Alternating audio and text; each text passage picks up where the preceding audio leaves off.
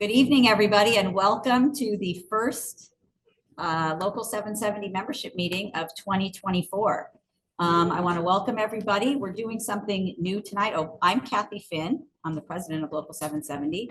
I have Danny Garcia, Secretary Treasurer. You'll hear from him, and we have a bunch of directors and members who will be giving reports this evening.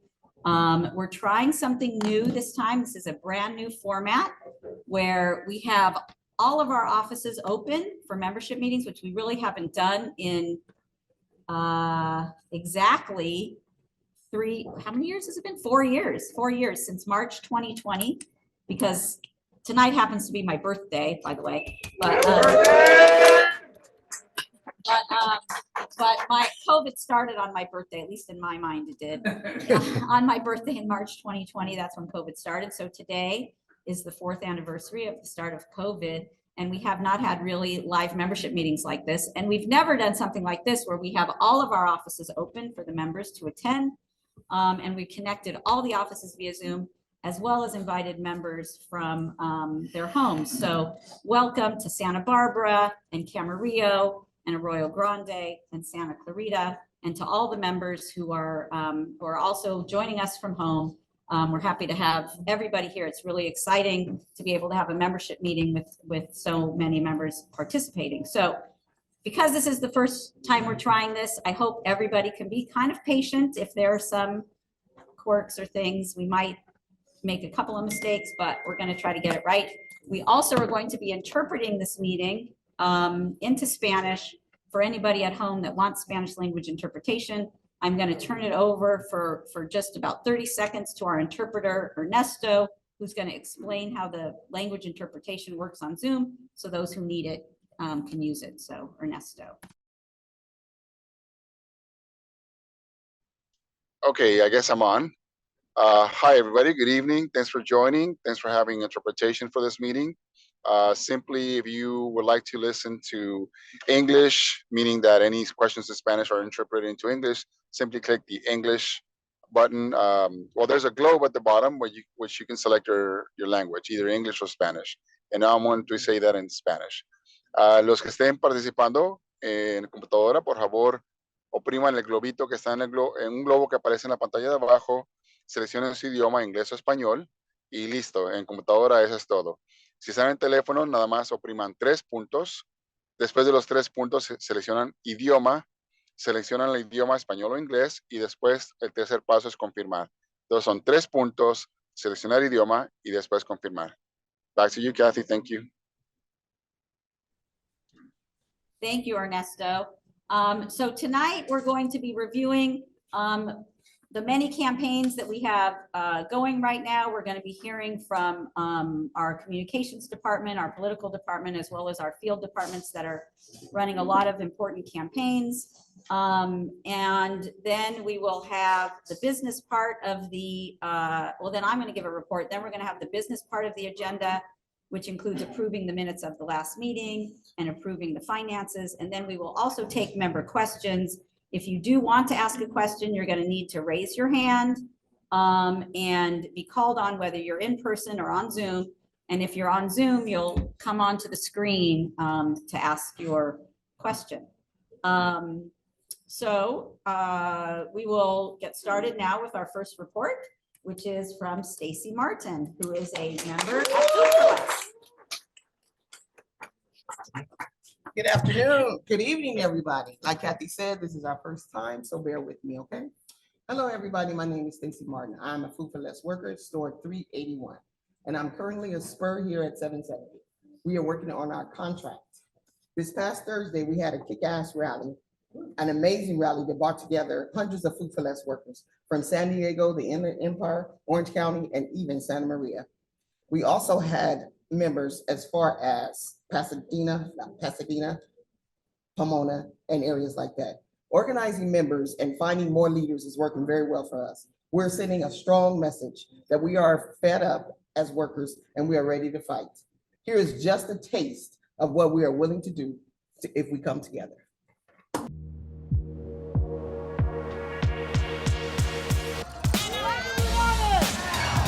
do we want?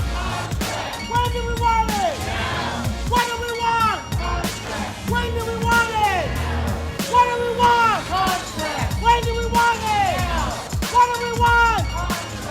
together we will fight for the dignified contract that not only you deserve, but you earn. We need better money. I don't want it to be like we just working just to work. Like, I feel like we get equal pay to everybody else. We should be getting a higher pay rate. I feel that we, as a whole, we deserve better. And that's one reason why I'm here. Getting paid the same that other grocery stores are paying their employees like Ralph. We are gonna fight. We will strike. We will do anything for us to get what we deserve.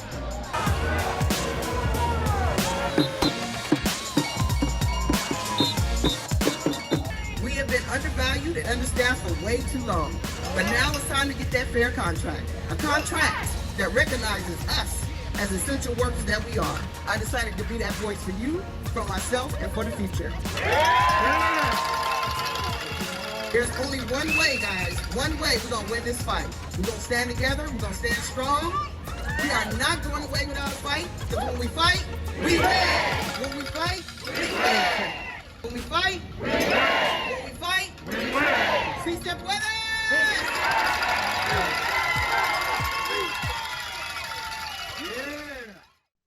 Okay, thank you, Stacy. Sharing about the amazing actions and how the workers at Food for Less are coming together to fight for their contract, which expires June 8th, and I'll talk about that a little bit more about that in a little bit. But first, I do want to introduce Heather Ruttman, who's our new communications director. She actually was just hired, I think, right, maybe a week before the last quarterly membership meeting in December. And in 3 months, she's done a lot to really change the way we do communications here with the rest of the amazing communications team. And I'm going to introduce her to explain about strategic communications, which is something that when we did listening sessions last year, a lot of members talked about the importance of communication as being one of the most important things, both communicating with our own members, but communicating to the outside world. So I'm going to introduce Heather to talk about it. Great. Good evening, everyone. How's everybody doing? So my name is Heather Ruttman, and as Kathy said, I'm the Director of Communications. I've been here for about 3 months. And during that time, I've just been continually inspired by all of your amazing and incredible stories. I'm just really excited to continue to amplify member stories and voices during, my time here. So one thing that we're focusing on for the department this year is strategic communications. And so I don't know if you're sharing the presentation, but we can go to slide number 2 now.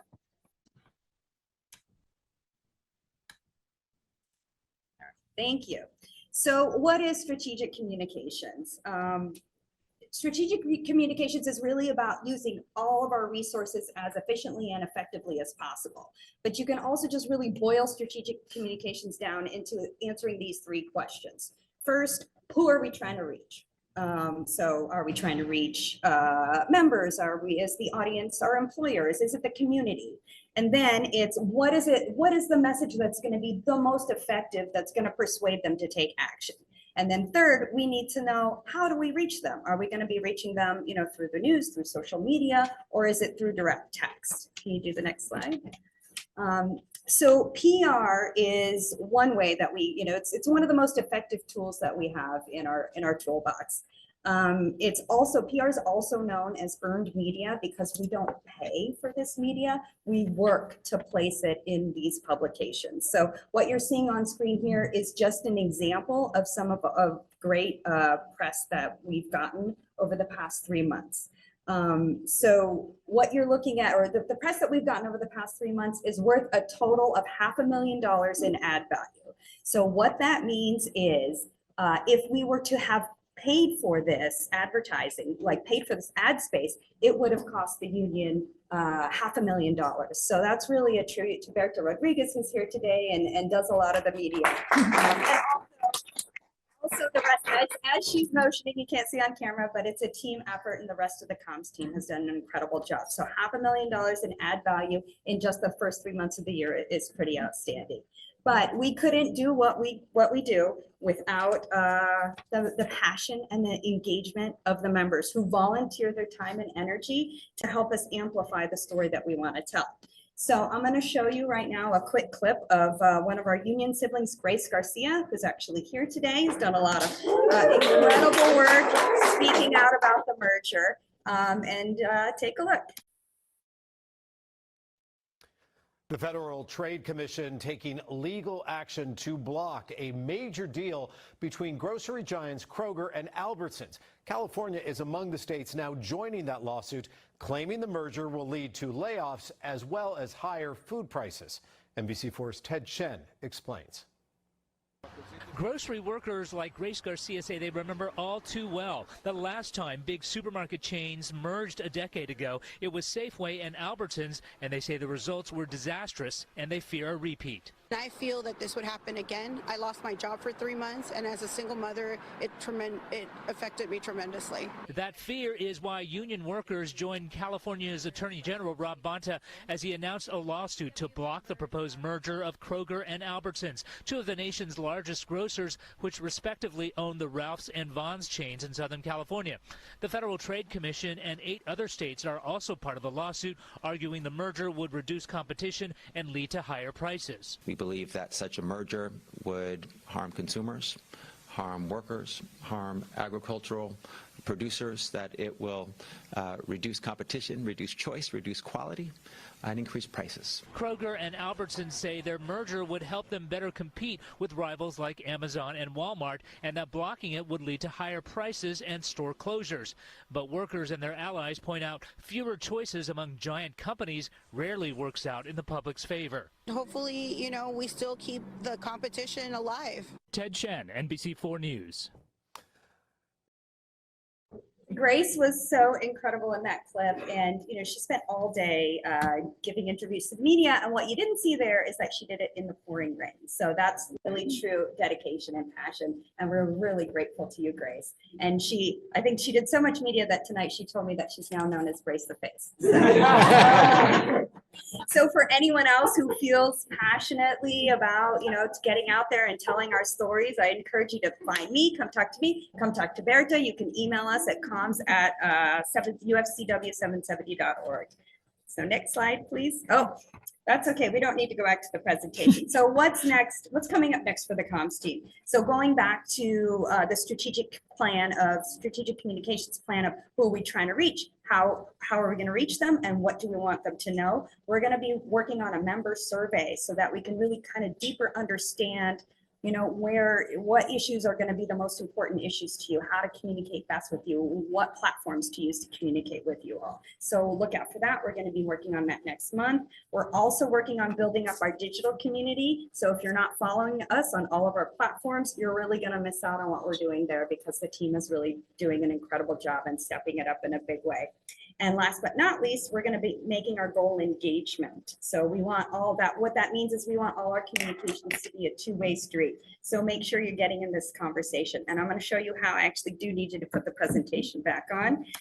So we're hoping to build with our social media a digital community for our membership. So make sure that you're following, liking, sharing, and commenting at UFCW770 on all platforms. You can scan that QR code right now. Everybody should be taking out your phones, making sure you're following us on all of the platforms, because maybe you follow us on Facebook, but you didn't know we're also on TikTok.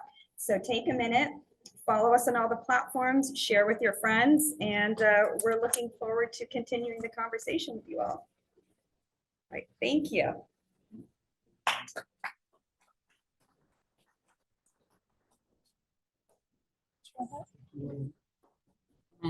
Yep. Okay, so next we're going to hear, we just had an election at the beginning of the week, or last week, a week ago today actually, was an election. And so we're going to hear from Nam, the political director, about how we did, how the candidates that support Labor did, and what is our agenda for 2024. So. Thank you, President Fenn. Good evening, sisters and brothers. As a political director, I'm here to provide an update on our recent political and legislative activities. I hope you all voted. It was last Tuesday, March 5th. If you didn't vote, you get a chance to vote again in November, but hopefully many of you did vote because it was an important election.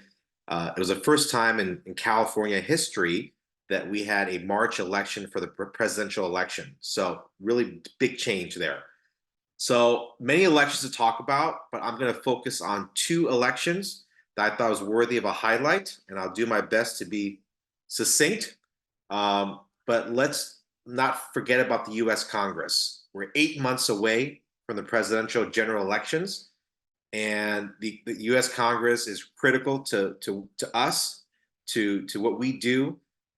Democrats currently are 6 seats away from control of the House. So big deal, 6 seats. Guess what? California plays a huge role in helping win back the House of Representatives. So we're 6 seats away, and there's 1 seat right in our backyard, and that's the 27th Congressional District. That includes the communities of Santa Clarita, Lancaster, Palmdale. Shout out to those communities. And guess what? There's 443,000 registered voters, a lot. But of those 443,000 registered voters, 59,000 are union households. And of those 59,000, 3,100 are members of local UFCW Local 770. And that is where we're going to focus our efforts for the next few months, is making sure that as many people vote, but specifically the 3,100 members of Local 770 that live in that community, get them to vote, and friends and family. Why? Because the 27th Congressional District is 1 seat we can win back. And let me talk about that seat in particular. Who's running? Who is George Whiteside? He is the Democratic candidate. He's a local community leader, a former NASA chief of staff. He spent 20 years at NASA creating quality jobs in the Antelope Valley. So he's a community leader in Antelope Valley. And he supported frontline responders and public health through his work in the wildfire crisis.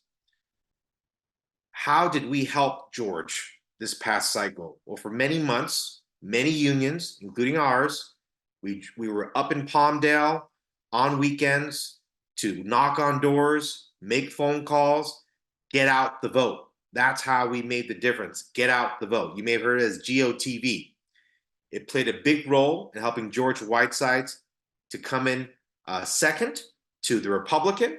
So in November, it's going to be a matchup between Mike Garcia, who is a Republican who does not identify as a Republican. He talks like a Democrat. He acts like a Democrat. He wishes he was a Democrat. Why? It's a Democratic seat. It belongs in the hands of a Democrat, and that's George Whiteside's. So November, that's the next election for those two. We'll keep you informed, but I want you to know that our efforts and the GOTV efforts of labor made the difference in helping George make it to the runoff. A second election that I think will have some impact in the LA area, LA County area, in the city of Pasadena. There was a council member up for re-election by the name of Felicia Williams. You may not know her, but she voted no against Hero Pay for our members and other grocery workers during the pandemic in the city of Pasadena. I'm proud to report she's no longer going to be a council member. We endorse and we campaigned for Rick Cole, a true labor champion, and he defeated her by large numbers. He is committed to me. He's going to work with the council to re-explore the possibilities of how to bring back Hero Pay to the city of Pasadena. I'm not guaranteeing anything, but we now have a real fighter in Pasadena that replaced Felicia Williams, who voted against us, and we voted against her. So she's out of here. So those are 2 elections I wanted to just really update you. Y'all should be very proud of what you've been a part of. I know it's been a struggle, but the journey continues. We can't have elections without having legislation. I think they all go together. You fight hard, the union fights hard, we fight hard to elect good pro-worker, pro-union advocates. But what's their job? To pass legislation, to change the laws, to create the laws that will better our lives. It can't happen without us being involved. So you got to elect good people, then you got to hold them accountable. So this year, our legislative agenda in Sacramento is ambitious, but I think it can be done. We're going to focus on self-checkout regulations. And what does that mean? Well, more staffing. There should be more staffing at self-checkouts. There's not enough staffing. I think those who are on the call today can agree self-checkout is a disaster. It needs to be checked out. But in the interim, we're going to figure out how we can create a law that looks at staffing to make sure that the ratios are right and ensure that our members are not left holding the bag, because that's usually what happens. So we're going to explore it. We're going to look into it. It's going to start in Sacramento. It's going to take the whole year. So I'll keep you posted. It's not going to happen overnight. We're going to need your help. We're going to need you to get engaged. We're going to need you to be in Sacramento. We're going to need you to be in every part of your community to make a lot of noise about self-checkout staffing. Very important. Number two, we're going to look at a master plan for ending hunger. I know that sounds a little broad, but we all know there are food deserts in our communities. There are parts of this state that do not have enough grocery stores. They're food deserts. But we need to begin to look at why. We need to research it. We need the state, the county, the cities to prioritize it. We need to have a plan. We got to research it, got to have a plan. So we're starting in the legislature for a master plan. It's called End Hunger in California. We need this to be our fight, everyone's fight. Why do we need to end hunger? Because communities of ours need it. So these measures are vital to supporting our workforce and communities. So we will work throughout the year. We need you engaged. Your continued support and involvement are crucial. So let's make a difference. So thank you for your dedication and unity. And I'm going to turn it over to now my colleague, Ron Solano. He's got exciting news from the Kaiser division. Ron, it's all yours. Thank you, Nam. Good evening, brothers and sisters. I will be giving tonight the Kaiser report. So first, we want to congratulate the hard work of our Kaiser members. Because of their hard work and dedication and ingenuity, they met their affordability goals across the board, resulting in a historic savings over $90 million for Kaiser. They even exceeded their affordability goal by over $15 million in their first year of the Alliance Profit Sharing Program that we negotiated for them, which is the PSP. So the Alliance members will receive a PSP payout in all regions. But in an unprecedented move that Kaiser did, they informed the Alliance unions of their intent to reduce the Southern California PSP, the PSP payout by reducing it by 43%. So the Alliance unions, including 770, we immediately told Kaiser that that reduction was unacceptable and it was a violation of our agreement. So in recognition of our affordability work and to settle that PSP dispute, Kaiser agreed to make an additional $1,200 payment, which brings our employees to a full payout. So our Alliance members will receive a bonus in two different payments. So the first payment was actually paid out on March 8th, and it's based off of their performance towards the PSP goals. And as always, it varies depending on the area that they work in. But the payments were between $1,400 and $1,900. And depending on the service area, like I said, the second payment will be about $1,200, which will be paid on March 22nd. And all of these amounts are subject to the proration based on their compensated hours. There's still more work that Kaiser needs to do wage up, staff up, and partner up. But it's a good PSP payout for all of our Alliance members, which is in the step in the right direction. Currently, we're organizing our members on their contract campaign, which is the wage up, staff up, partner up, as you can see on the back of my screen. That's our contract campaign. So it's a petition letter that we're gathering from all of our Kaiser members to show Kaiser leadership that we mean business. And our goal is to reach about 50,000 signatures by the end of March from all of our Kaiser Alliance members. And Hetty Steinman, which is our labor liaison, has been doing an excellent job, as well as our stewards and our other union rep, Mercedes, on spreading the word and sharing the link. The weekly newsletters has really been helpful on getting these signatures, as well as a Kaiser corner that comes out every weekend. We also have a new Kaiser Medical Office building that just opened up in Watts, which we are now having new pharmacy techs and assistants. It was opened up on February 5th. It's a brand new 3-story building that's serving the much needed Watts community. In late February, the Southern California union reps, we also met to kind of plan out the upcoming Alliance Leadership Conference in April. We will be able to take 15 of our union member leaders to be trained and informed on union strategies, as well as the Skills to Win training on organizing strategies and how to fight for a better union contract. We're continuing to engage all of our members and are moving forward to progressing our healthcare division.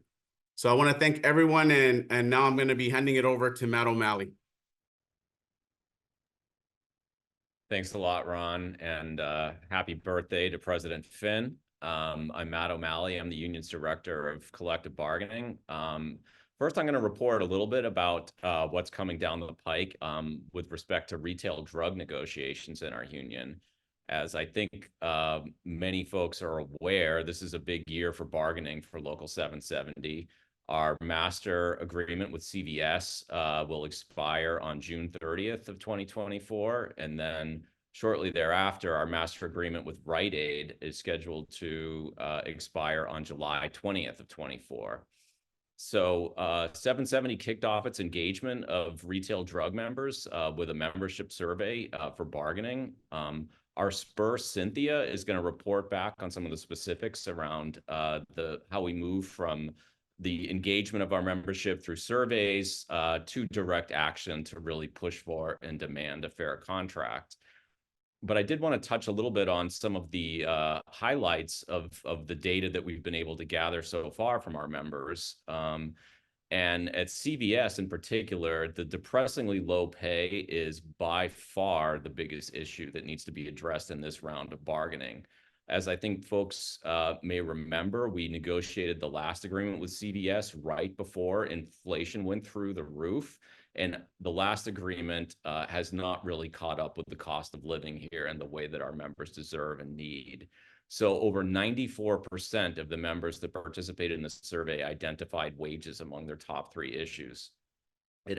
Wages outpaced the next highest priority that our members identified, which was hours at work, by more than a 3-to-1 margin, which is kind of unheard of. Staffing levels and retirement security are also things that our members have identified as priorities to address. At Rite Aid, it was much the same story. We had wages overwhelmingly identified as the top priority that needs to be addressed there, with protecting healthcare benefits and retirement security next on the to-do list.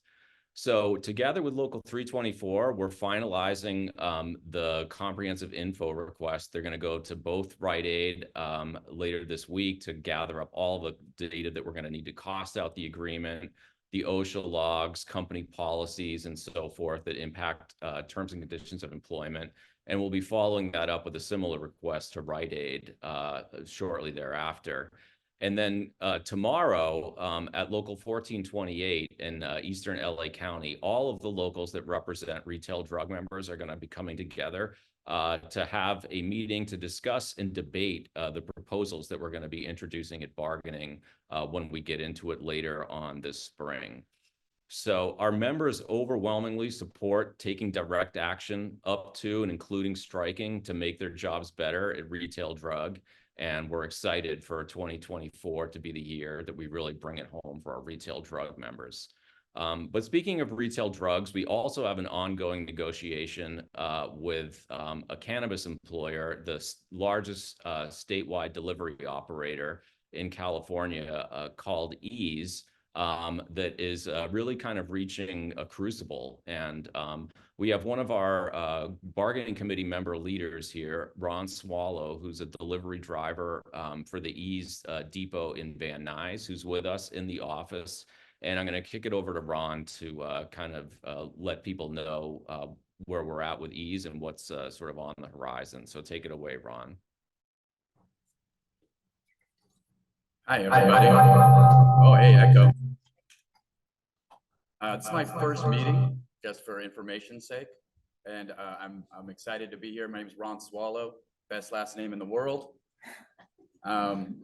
So here's the story. It all started about a year ago, how all these things start with the corporation I work for, Ease, basically being cruel to workers. So, you know, like a billionaire and a couple other millionaires could buy another yacht or another house. And so what they did first was they started cutting hours and then shifts. And then they got rid of security at a weed shop, which not exactly safe. Then they decided to change our health insurance with no notice. And it was to a more expensive health insurance that was worse at their jobs. And so that as soon as that put people's lives at risk, pretty much our employees at the Van Nuys Depot decided to fight for our rights. And we organized and voted for a union with 99%.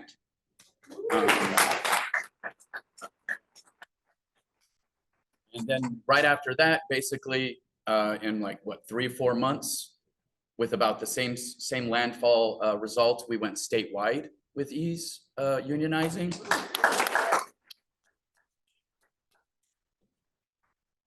So then, but you know, they're a corporation. So right after that, like, I don't know, 2 months into starting to like unionize, they decided to lower our mileage rates from 56 cents, which was already low, to 42 cents, which cost drivers $300 to $700 a month, depending on how much they drove.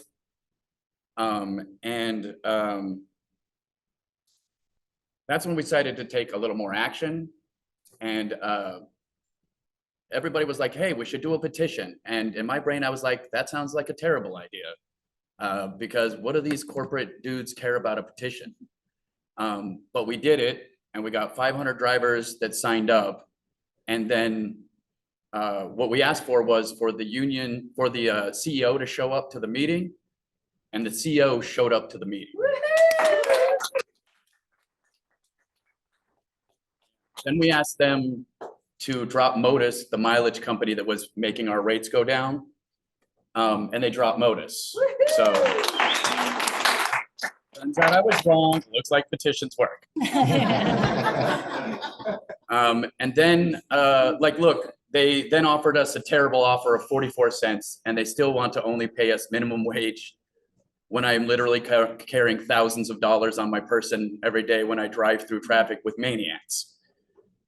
So we're still staying strong on that. We're asking for a progressive wages increase, and we're asking for a reasonable mileage rate.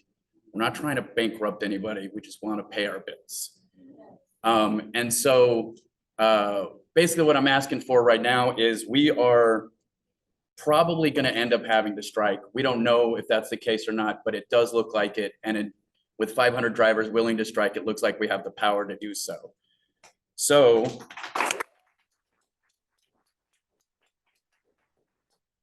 we gave them a deadline of March 31st to come with a real reasonable thing. And if they don't, we're going to strike. And so what I'm asking for here is you guys, my new union brothers and sisters, if you will show up and sign some signs and make some signs for us at a date to be determined.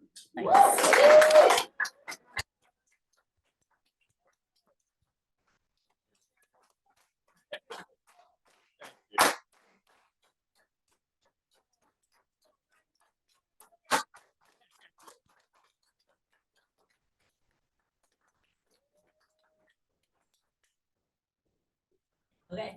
But now we got to finish this up with this super cool guy, Ed. Please give your attention to him. Pretty cool. Thank you, Ron. So be sure to stay tuned for the next steps with Ease. It does look like we will be having a picket making event on or around April 4th. And so we'll have details that come out. It would be great to see everybody come participate in that. We're going to have some fun. We're going to invite the press. We're going to let everybody know that Ease workers are here to bring the fight. So, all right. So I just want to update folks real quickly on just a few other things that are happening in our cannabis division. Again, I'm Ed Gutierrez. I'm a deputy director of the cannabis division. And I just a couple more things. First, the cannabis team is right now working to recruit our stewards and other leaders to participate in an April 2nd stewards conference. And so that's going to be a great opportunity for our members to come together, build solidarity, get some training around the skills needed to move the cannabis industry kind of to the next level, right, with our union. So that's coming up April 2nd. And for cannabis members who happen to be on the call or in the room, be sure to reach out to your union rep if you haven't had a chance yet to talk about attending the conference, if you're interested in attending, or if you know a steward or a leader in your shop that would be good to register for that. So be on the lookout for that.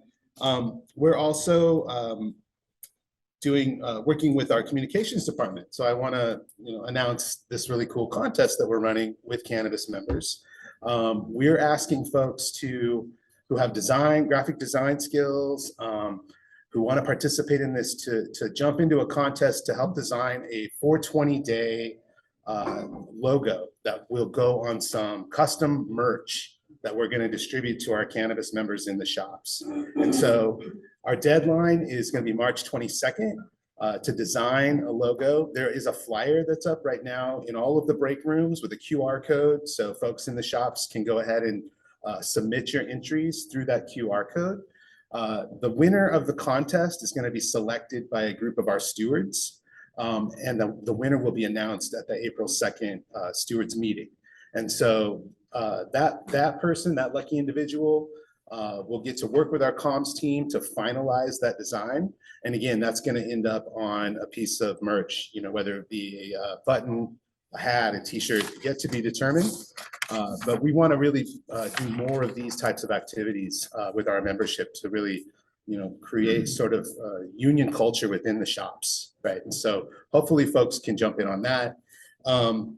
The other thing, finally, I just want to let you know that there are also flyers up in the break rooms. Right now, we're really seeking to talk to every single one of our cannabis members. And so if you can click on that QR code, or else you've probably, cannabis members have been texted a link to a survey or a questionnaire. It's a real quick questionnaire.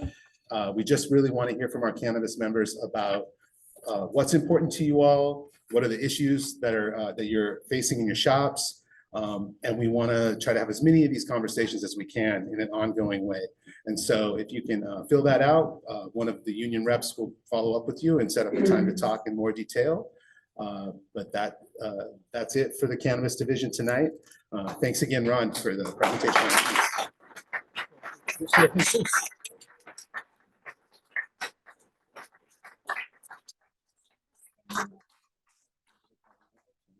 Hi, good evening, everyone. I'm Jesus Ramos. I'll be doing the packing house report.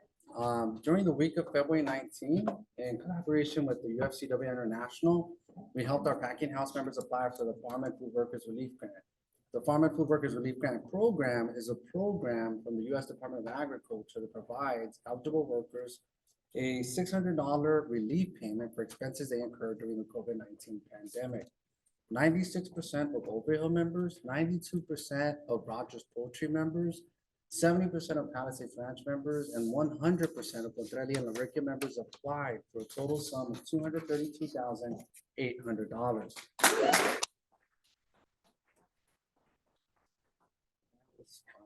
I can't take that credit. All right, all should receive the $600 grant before the end of the month. In February, we started attending health and safety meetings at both of our rendering plants, Darting Ingredients and Baker Commodities. We quickly discovered that Baker Commodities was holding the meetings without members being present at all. After pushing human resources to correct this error, we will continue to attend health and safety meetings at both of our plants, making sure that our members attend the meetings and that they're getting paid by their employer. Today, we held our first joint labor management committee meeting at Rogers Poultry. The committee met to discuss issues related to employee morale and efficient operations of the plant. Some of the issues that we discussed were providing privacy in the women's locker room. Another one was establishing a format to request floating holidays for the CBA. And lastly, allowing for stretching before the start of shift. Now, Lastly, for this month, we have scheduled joint labor management committee meetings at both our plants, meatpacking plant Palisades Ranch and our food processing plant Overhill Farms. Our committees will meet to increase communications between our members and management and to provide a resolution for problems at the plants. That's my report. Thanks. Excellent.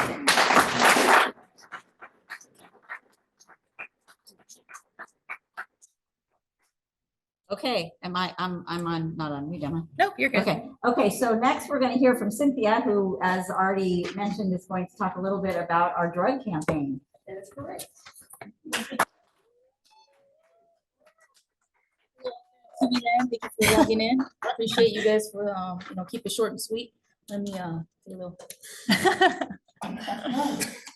Okay, well, I'm here representing for the Spurs. I'm originally from 5423 Rite Aid, and the gentleman back there, Darren, is my so on the drug campaign this February with the representatives, organizers, and the Spurs, we collaborated with the stewards and the members to prioritize the changes we want to see for the upcoming negotiations, beginning with the bargaining survey. And 57% of the responses overall from both companies, CVS and Rite Aid, happened. So pretty good. After that, 67 stores hit goal of 70% response rate. 30%, which is out of 220 stores in total. And over half of 55% of all stores have had 50% rate response. That equals 122 stores, including the ones that hit goal. So that's pretty good. 0 stores remaining open were below 20 also. The next steps, also shout out to our mentors out there, Mary Cruz and Darlene and Mario for their efforts on inspiring us. Everybody here too, including the reps. And the next is to formulate proposals with people that did take the surveys, following with the members who expressed interest on the bargaining committee and beginning the action with the contract and organizing committee to organize those non-CVS, as well. And also begin our way to our public campaign.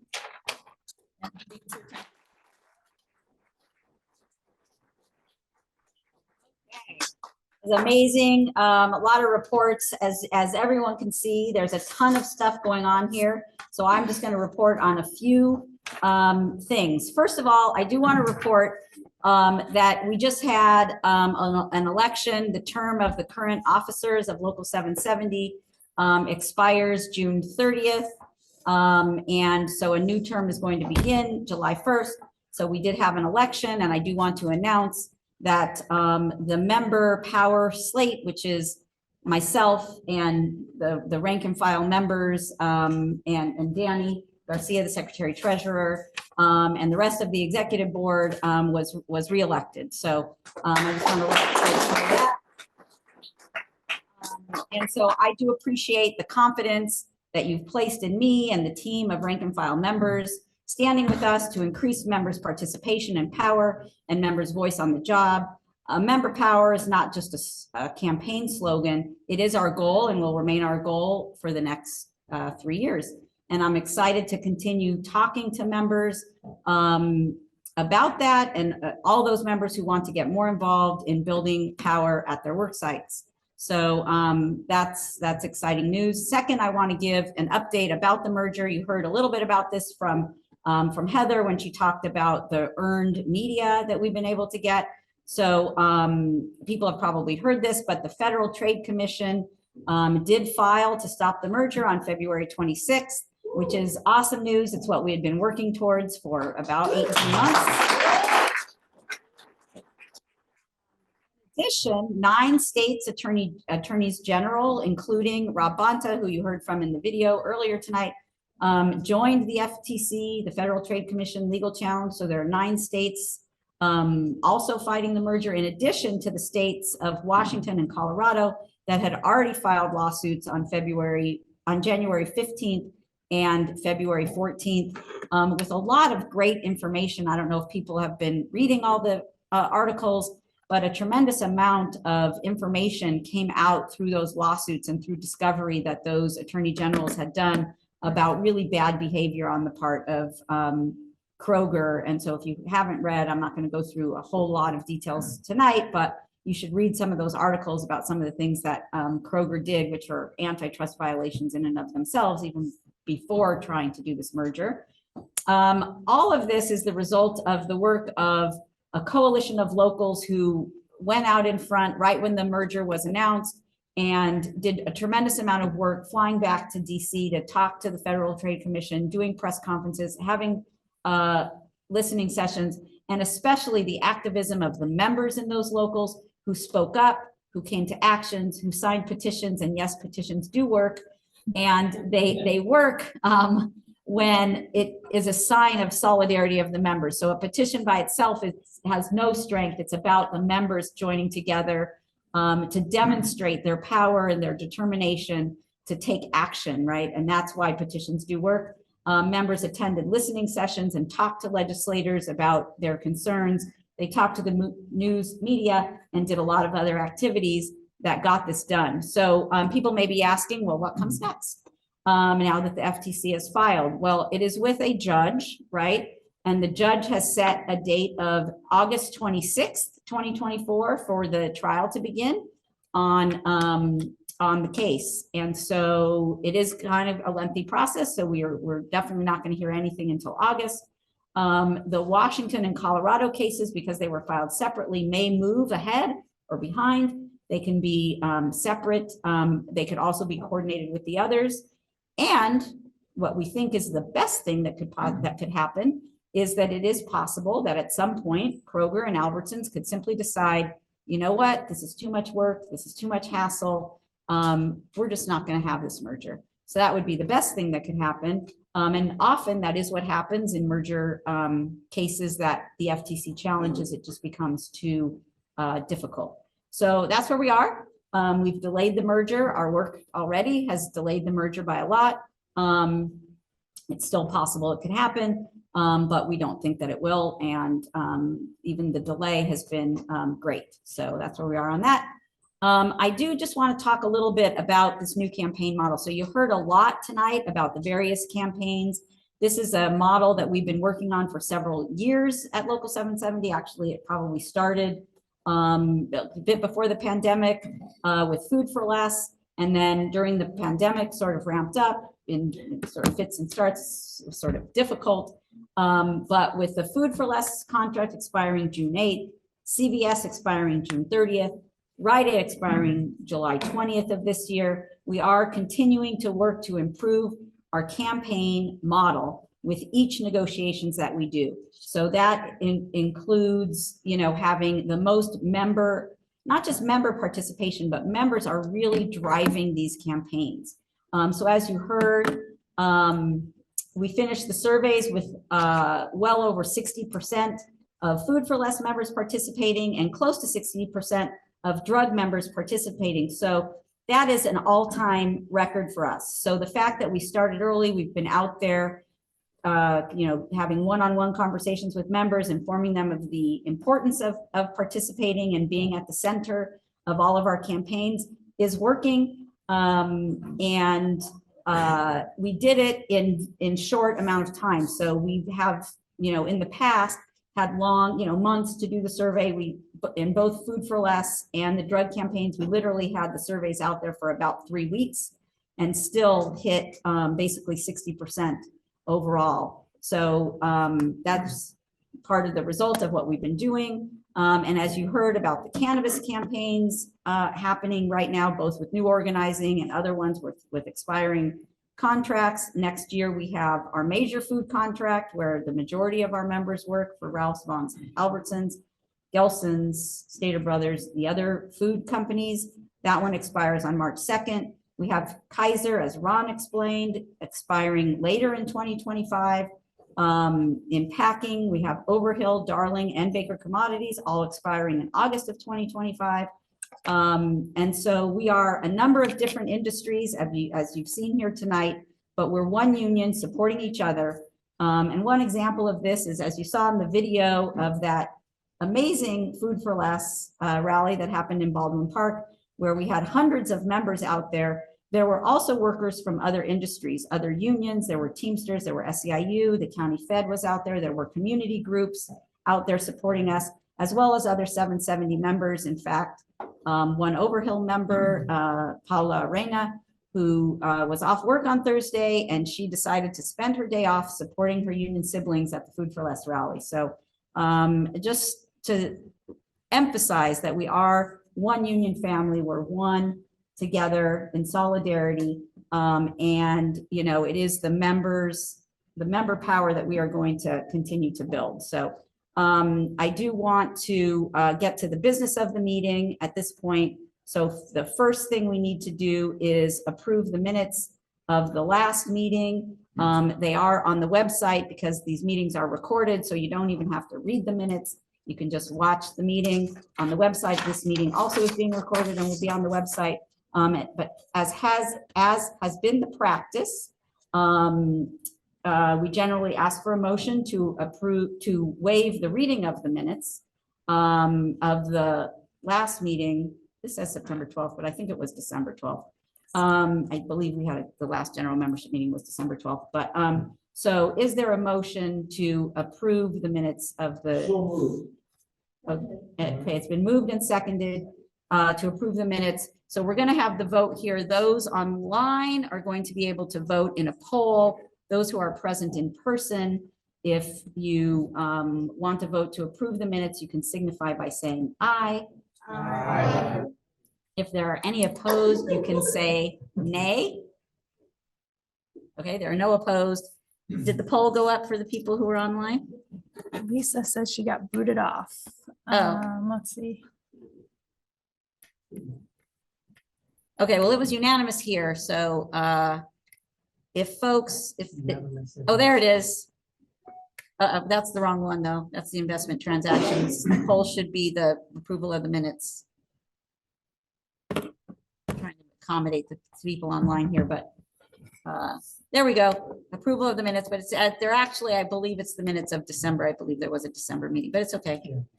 Did people get a vote? Yep. Okay, so we'll tally the vote, but it looks like it was unanimous here. I think that it looks like it's approved. Okay, so we're going to go on to the next one, which is the trustees report for December 2023. Danny Garcia, our secretary treasurer, is going to read that report. Thank you, Kathy. Good evening. First of all, I just want to say again, happy birthday, President Kathy Finn. Also want to congratulate for being the first woman elected local 770 as the president. So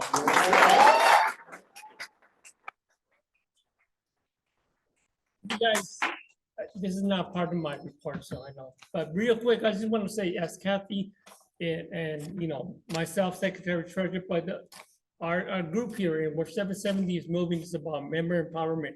And just hearing all the reports, hearing what the recap that our President Kathy Finn said, it's the member involvement, right? The member empowerment. So I hope for those of you on Zoom, for those of you at an office, you really help us take that to the next level, right? Because it's about you, the member. So we want to see you involved. We want to see you participate, whether it's a contract action team, bargaining committee, or just coming out to meetings. So I just wanted to share that real quick and congratulate our newly elected president. So for the trustees report, January 1st, 2023 through December 31st, 2023. So our beginning balance was 21,874,753. Revenue and express from operations, subtotal 21,030,647. Expenses, subtotal, make sure I'm reading it, 23,959,999.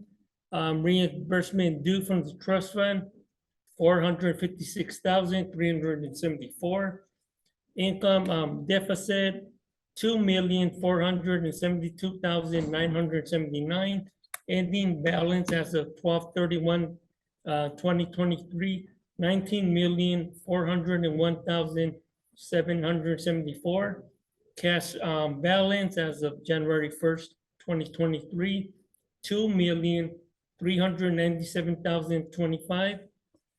We have subtotal cash receipts, 31,527,662. Cash disbursements, subtotal, 33,093,171. Net cash out, 1,565,510 for a cash balance as of December 31st, 2023, 831,515. Balance sheet assets, total assets, 22,919,884. Liabilities, 518,110 for a fund balance as of December 31st, 2023, 19,401,774. Question? Okay. So is there a motion to approve the trustees report? Okay, it's been moved and seconded. All those in favor can signify by saying aye. Aye. Any opposed, say nay. Okay, did both folks online had an opportunity to vote? They're Then- voting now. Yes, there too, I assume. So, Sorry, quick. Who seconded it? Who did a second? Okay, thank you. okay. Thank you. And then we got one more report to do, and then we're going to get to member questions and comments. The next report is the investment transaction report for the month of January. Oh, the membership report. Okay, we can do that. Okay, this is good. Okay, investment valuations and transactions, January 1st, 2024 through January 31st, 2024. Fair market value, total 14,298,197. Interest and dividends income, total 16,606. Sales and principal pay downs, realized gain of 8,496.26 for a total of 729,514. Purchases total 165,795. Yep. Okay, so that is the trustees report. Is there a motion to accept? I mean, that's the investment transaction report, sorry. Is there a motion to accept? It's been moved and seconded. It looked like it was Darlene and then Darren for second. All those in favor signify by saying aye. Aye. Any opposed, say nay. Okay, looks like you guys have it and they had an opportunity to vote online. Okay, awesome. And then this one doesn't need a motion, but we do have the membership report as well. So the membership report for January 2024. Okay, the food division, 18,807. That's we're down 70 members. Drug division, 4,560, down 50. General sales, broke even. Professional division, 1,529. That's a gain of 1. Barber and beauty broke even. Meat cutters, 1,661. That's a gain of 5. Meat packers, 464. That's a gain of 6. Cannabis, 452. That's down 16. For a total of 27,490 for the month of January. And currently there are 1,270 members on LOA. Thank you. Okay, that one doesn't need a motion, so we're down to the member comment or question section. I do want to say that we are going to have a raffle at the end. I think that was advertised. It is going to happen. We are going to have a winner at every location. Every office location is going to have a winner, as well as one for the people who are online, who are still online at the end. We still have a lot of people on. I think some people have dropped off, but we still got a lot. And so that one will be picked randomly by the folks who are online, and then we'll notify you. And folks who are here will, we're going to pick your name out of bag. And the prize is a gift certificate for a 1 pound, a full 1 pound box, 1 pound box of See's candy. Okay. If anybody has a question, you can raise your hand. We'll, if you're at one of the offices, you can have your question, we'll call on you. If you're on Zoom, we can call on you. You can come on to the Zoom and ask your question. So are there any questions or comments that anybody wants to make? Kathy, I have Isaac Brown, Rouse 56 North You want to Hollywood. stand up and you can introduce yourself and say where you work? My name is Anna. I work for Fish Plus. Something that was brought up by one of the cashiers to me was the minimum wage going up.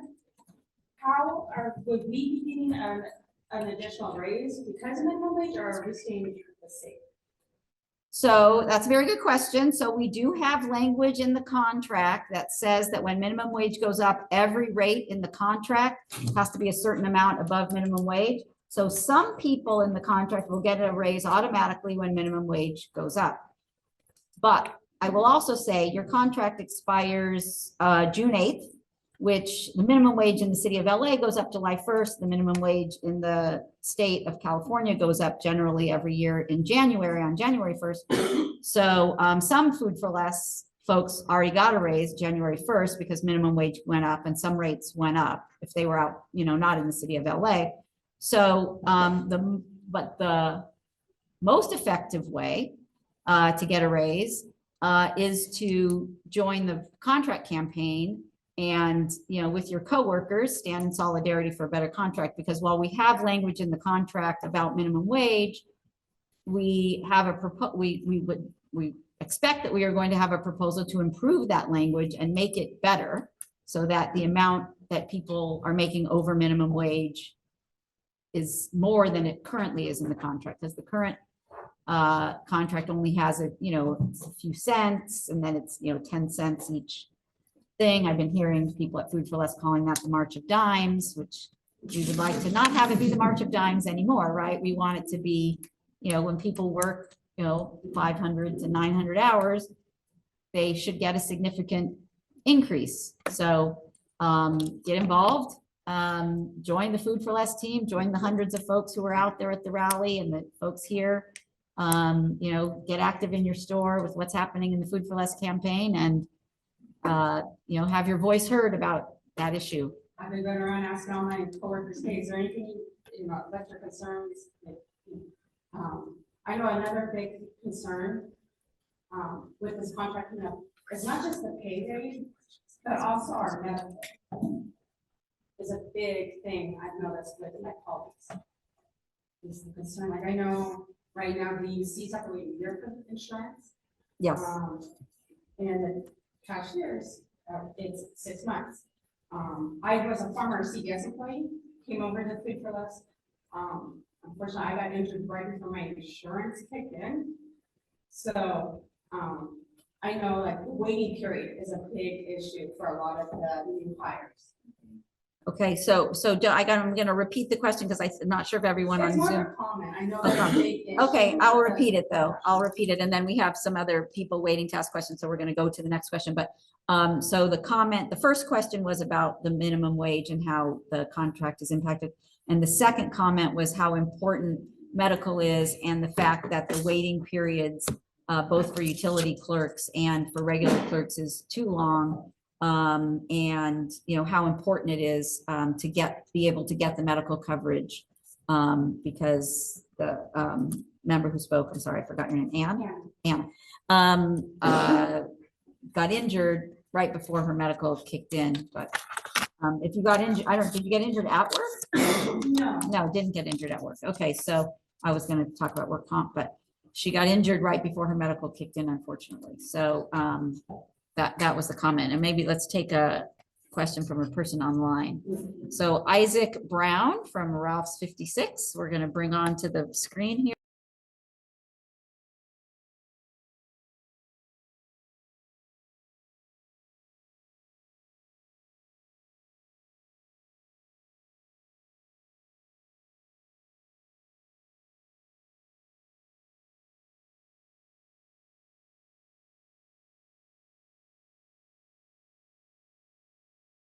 Isaac, can you unmute yourself, please?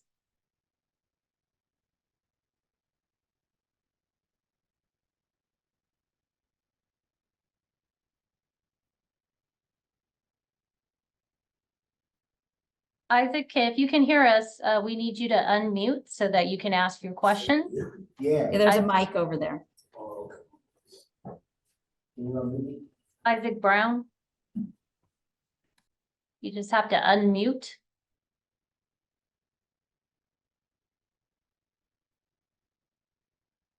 It's the lower left-hand corner where the microphone is. What? Just saying. We can give Isaac a few minutes. Okay, so we have a question here that we're gonna, or a question or a comment, I don't know yet, from the LA office while we're waiting for Isaac, who's on Zoom, to be able to unmute. Yes, my name is Mike Rogers from 289 Rouse. Yeah. And a lot of people in my store is having a problem with their hours. Now, they're cutting way back on hours in the GM department. They're supposed to get 28 hours back. Now, they're cutting back. Now, some people have like 3 days off, but they still can work 4. And they should still get their 24 hours. 28 hours. Yes, everyone is entitled to 28 hours if you're available. No, but they keep hollering about availability. Because people have 3 days off, but they still give them 28 hours. And some people, they try to cut down to 24. Now, it's a couple people there, they lost their apartment building. And that's a big problem. Okay, so. And they want to know why they cut their hours. Okay, so was everybody able to hear that, or should I repeat it? I'll repeat it just in case. So the concern is about hours. Mike works at a Ralph's store, and at his store, they're cutting people down to below 28 hours. So the contract does have a 28-hour minimum guarantee. There is an issue of availability. So if people, restrict themselves, and I mean, there's a question about how many days, but that has to be, each store individually, what's available, because if everybody said they could only work a particular 4 days, they obviously can't work everybody on the same 4 days. So there has to be some amount of flexibility, but if you are available, relatively available, they do have to schedule you 28 hours. That is what the contract says. They cannot just give you 24 hours if you make yourself available. So I think staffing and hours is a big issue that we're hearing from a lot of people, that they don't have enough staff in the stores, that there are long lines.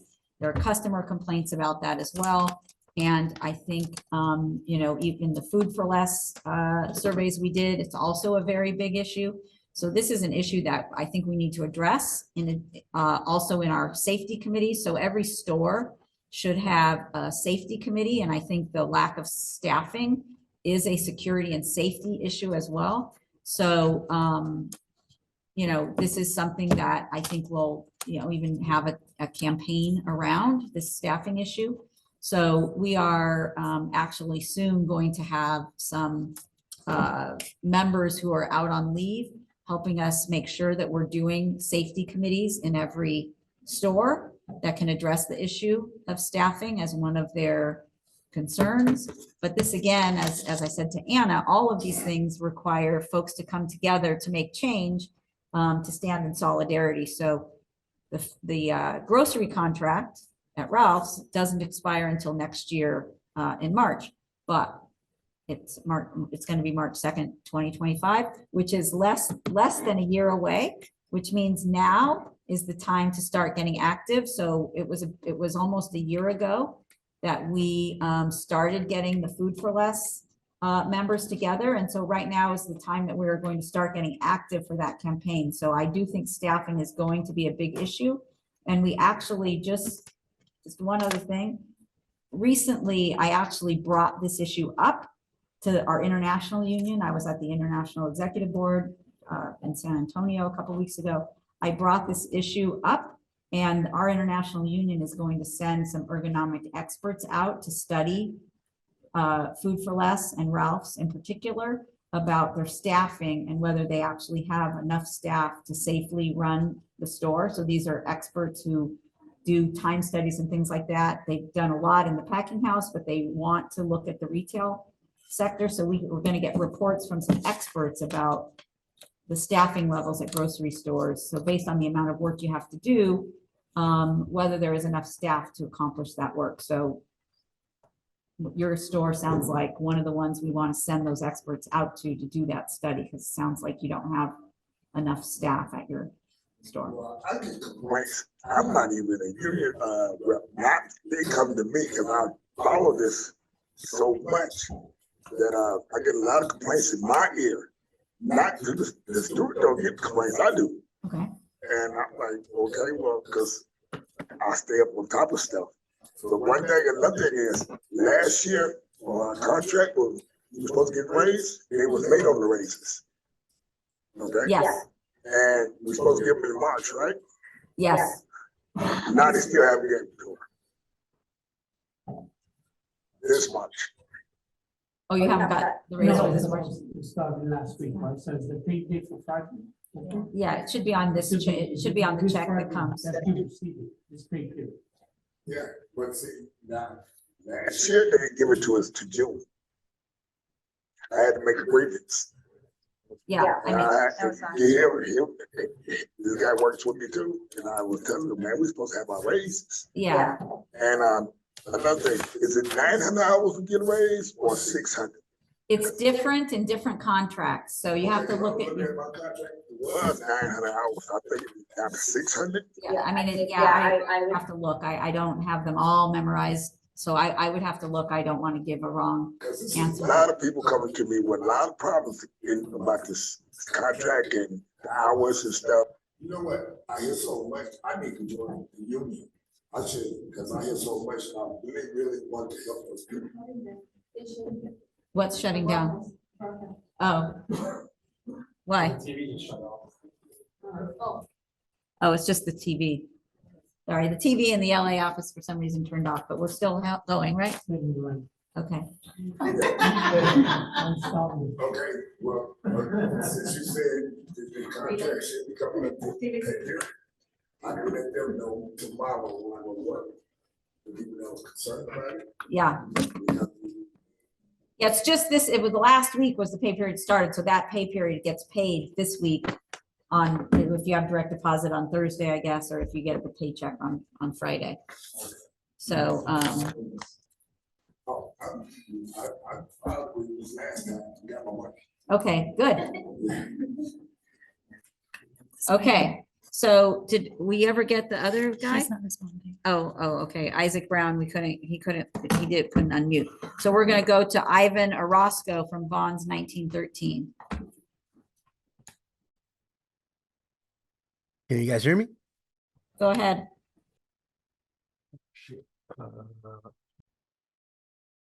All right. Can you guys hear me? Yes, we can hear you, Ivan. Go ahead. Yeah, thank you. So this is also pertaining to how lack of staff has actually started causing issues with breaks, especially in delis where just one person going like just going missing is enough to just throw off lunches and breaks. I've already brought this to the attention of my rep, Daniel Garcia, but I would like to let you guys know as well. So with our store, and I'm pretty sure other staff members who are in this call would attest to is for us deli members, if someone calls out sick, especially if you're the opener and it's your next shift that's supposed to give you your lunch, if they call out sick, a lot of the managers are gonna keep you from going to lunch, even though they're not supposed to. They'll just tell you, "Oh, we'll pay you for the lunch."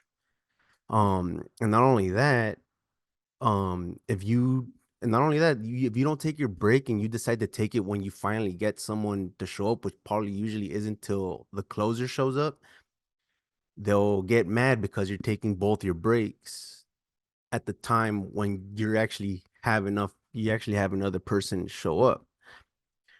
I understand that they really can't stop you from taking your breaks, but they make it really, they voice their displeasure very well, to the point to where you just don't want to deal with getting yelled at just because you're taking your lunches or your breaks, or you just put up with it. Honestly, I myself don't care, because I'm taking money from them anyway. I'm getting paid an extra hour on top of what I'm already getting.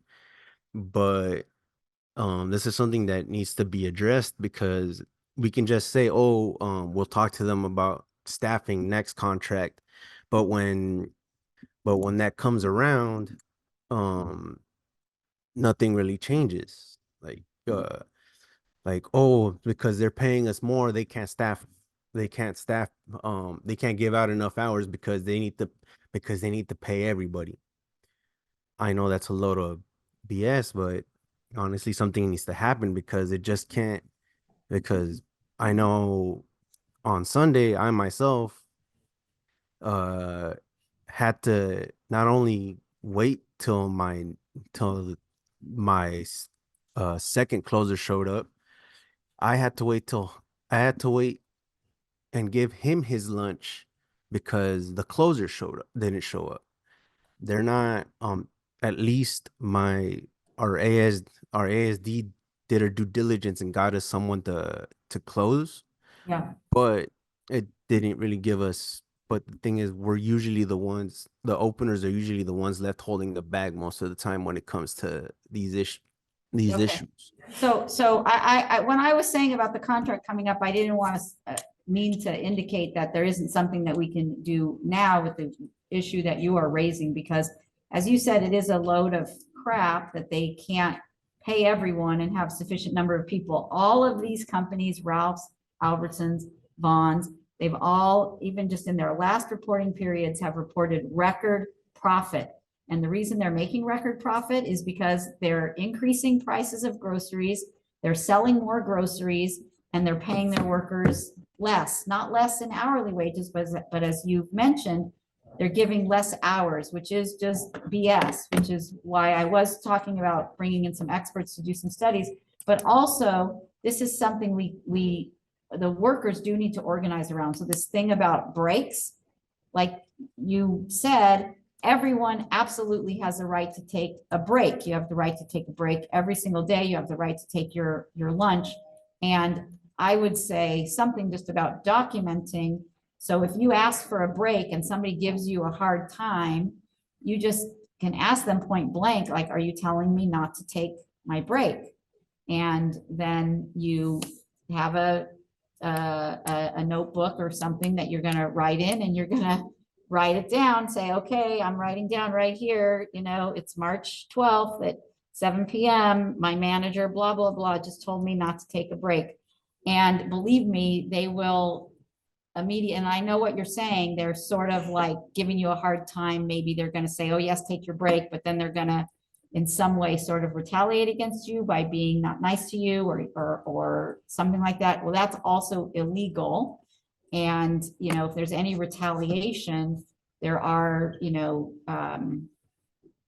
actions that can be taken.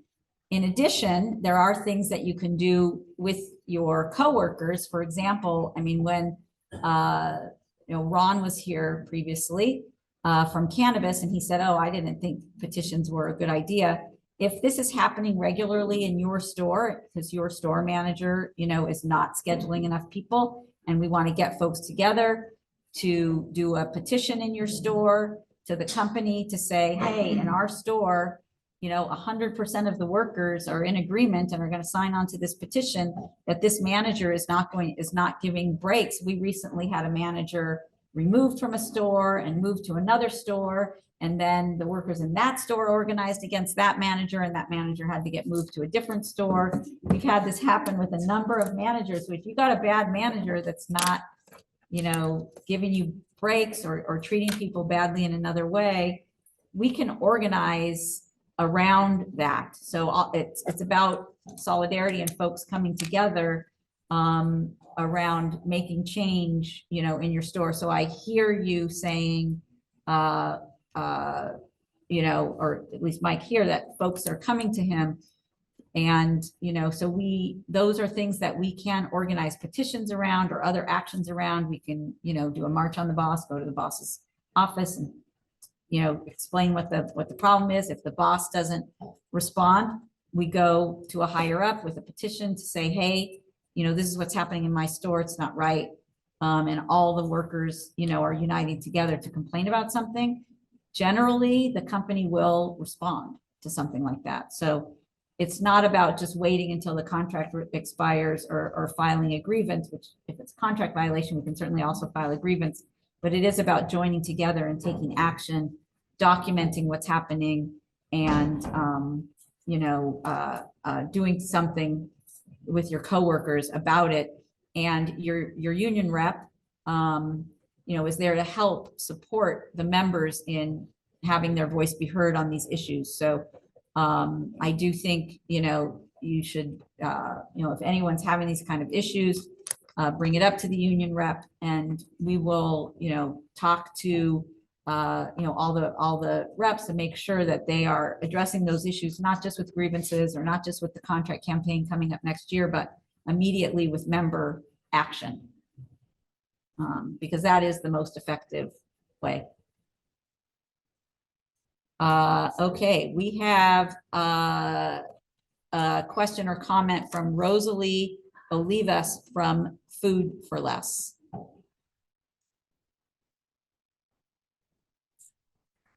Hello. Hi, Hello, Rosalie. Rosalie, we can hear you. Hi. How are you guys? Okay, I want to say I couldn't make it to the parade, but we had a lot of good movement from our store, from Store 360 in Palmdale, that really did go out there on the buses. And I mean, you guys made it to Channel 7 News, and I'm proud of everybody. So what everybody wanted me to, because I was able to log on tonight, was that if we could put a concern on our minimum hours, like if we could focus on why are we getting we need to upgrade our minimum hours. Absolutely, Rosalie. We actually discussed today the proposals that are going to be in the Food for Less negotiations. And just to say, we're going to the table. I do want to make this announcement. The first day of negotiations for Food for Less is April 10th. So it's less than a month away. And we have a proposal to increase the minimum hourly guarantee up to 28 hours per week, which is the same as it is, at the Ralph stores. I know right now the minimum hours at Food for Less is only either 20 or 24. So it's significantly less. Yeah. So I just want to say that I think we should all really root for our, minimum hours. It's not fair. So let's join for that. And I just want to give you guys a lot of props I couldn't be there at the rally, but I've been here on the meetings, and, I appreciate you guys, and to be on Channel 7 News, let's just keep on doing this. All right. Thanks, comms department. Yeah, to be honest. That's a white kind of SUV looking car you're blocking. If you're blocking someone, you need to move your car. Yes. White. If someone owns a white. White SUV. With a 77 sticker on the back. Oh, okay. Okay, someone's got to move their car. Sorry about that. Okay, let's, we got somebody else? Mario Gonzalez. Okay, Mario Gonzalez. Mario Gonzalez. There's another you. We have a Mario Gonzalez here in the room with us. There's another Mario Gonzalez online. Your twin. Okay, go Mario.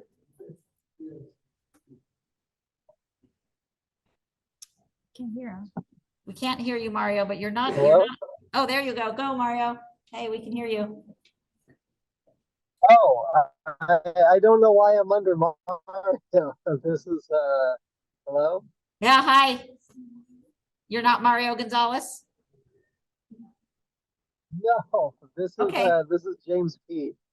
James Pete. Oh, his name is Mario Gonzalez on Zoom.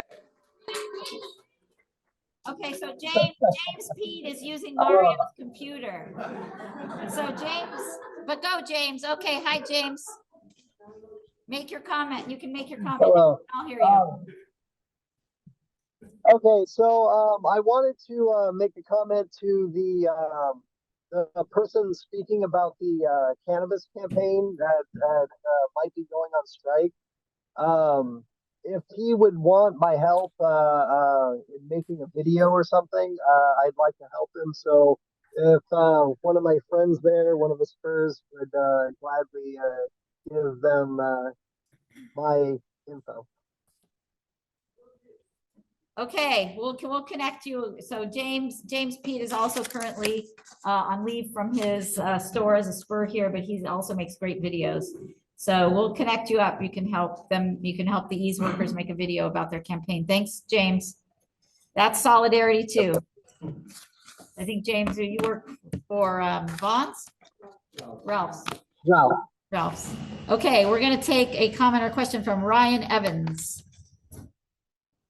And then I have some announcements I have to make before we end. And we got to do the raffle. Can you hear me? Yes, we can. Hi.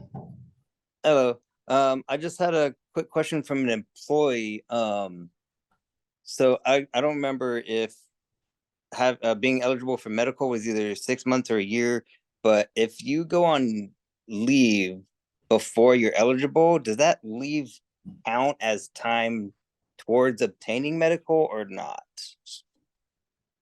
So there are two things about getting eligible for medical, and I am not, I'm just going to say, totally an expert on the rules. So the best thing would be to call somebody in our benefits department, but you both have to be there a year or 6 months, depending on your classification. But you also have to work a sufficient number of hours each month to gain eligibility. So if you're not working, you are not earning the hours, so you can't gain eligibility while you're not working. You would have to come back and work and work like I believe 2 months of hours after you come back from leave to gain that eligibility. So there's actually two separate things, both the months and having a certain number of hours each of those months. So if you go out on leave, you can't gain eligibility, but the exact numbers and everything, I'm just going to say I don't know your individual situation, so I don't want to give very, very specific advice, but we do have a medical department here where we have very, very expert folks. So you should call tomorrow to ask a specific question to the medical department here about, and actually, do we have anybody from medical here? No, we don't have anybody from the medical department here right now. So I would call, but I will say it is both things. You both have to have a certain number of hours each month and a certain number of months. Okay, I'm gonna do the announcements because it's almost 8:30 and I know people got a lot of things to do. So yeah, I think I have them here too. But anyway, so the office is going to be closed on March 29th for Good Friday, as well as Monday, April 1st for Cesar Chavez Day. The next membership meeting, quarterly membership meeting, will be on June 11th. We are thinking of moving the time to 6 p.m. instead of 7 p.m. because as the meeting runs long, it gets kind of late for folks. We're going to try the same method again so people can come in person or on Zoom. I think it worked out okay, but people want to give feedback about it. We'd love to hear feedback because we want to make the meetings, obviously, as we said, this is a member power movement. We need members. So we want to make the meetings as easily accessible to members as possible. Was there one other thing? No, I think that's it. We're going to do the raffle. Just mention also if we didn't get their question, they can reach out to us. Okay, if you had a question and you raised your hand, actually, we will put your name out to your union rep, and your union rep will call you in the very near future. Oh, one other thing, I just want to say, this is for Vaughn's folks.